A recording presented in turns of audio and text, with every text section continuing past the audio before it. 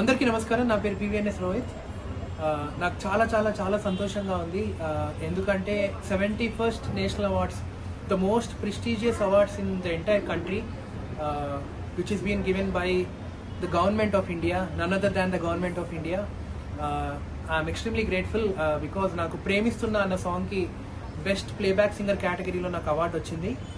And ముఖ్యంగా నేను I want to thank my director Sai Rajesh garu for believing in me and for giving me this beautiful opportunity, my composer Vijay Bulganim garu and the lyricist Suresh Banishetti garu for composing and writing these songs in a phenomenal way. Naku like this feels like a dream come true.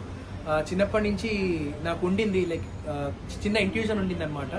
And ఇవాళ అది నిజం అవ్వడం అన్నది నాకు చాలా సంతోషంగా ఉంది.